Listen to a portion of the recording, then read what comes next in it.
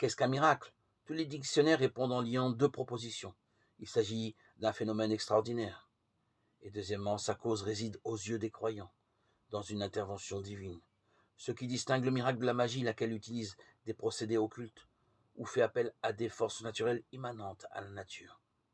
L'extraordinaire varie avec le temps. Ce qui semblait tel à un contemporain de Jésus peut nous paraître banal aujourd'hui.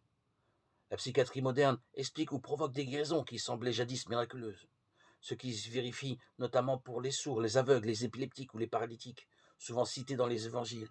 Mais elle s'est révélée impuissante devant la lèpre ou les handicaps congénitaux.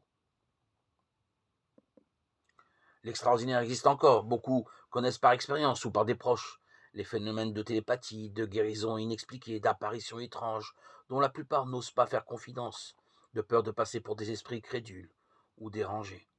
Et les explications rationalistes de tels phénomènes multiplient à ce point les hypothèses et les coïncidences hasardeuses qu'elles paraissent plus fantastiques que le fait lui-même.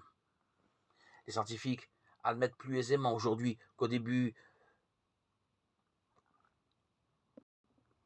du siècle, l'existence de situations paranormales ou d'autres logiques. Ainsi, les lois de la géométrie du grec Euclide, toutes vérifiables sur un espace restreint, deviennent caduques sur des grandes distances, comme l'a montré l'allemand Riemann, dont les travaux ont servi de modèle à la théorie de la relativité. Les lois établies par la science et valables dans l'univers quotidien peuvent être déformées dès que l'on change radicalement d'échelle dans le temps, dans l'espace, dans l'infiniment grand ou l'infiniment petit, dans le très dense, dans les hautes énergies y compris.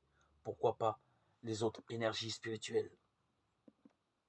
L'attitude objective en une telle matière consiste à analyser avec soin, précision et sans a priori tous les récits des évangiles, ce qui signifie bien sûr qu'il ne faut pas les considérer comme incontestables, mais aussi qu'il ne faut pas rejeter d'emblée tout ce qui paraît merveilleux ou insaisissable de prime abord par notre raison.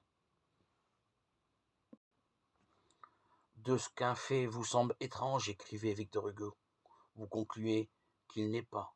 On a vite fait de dire c'est puéril.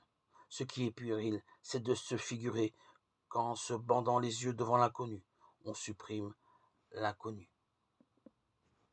Par cela qu'on admet le surnaturel, on est en dehors de la science, on admet une explication qui n'a rien de scientifique, une explication dont se passe l'astronome, le physicien, le chimiste, le géologue, le physiologiste, dont l'historien doit aussi se passer.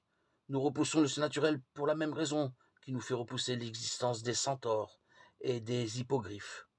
Cette raison, c'est qu'on n'en a jamais vu.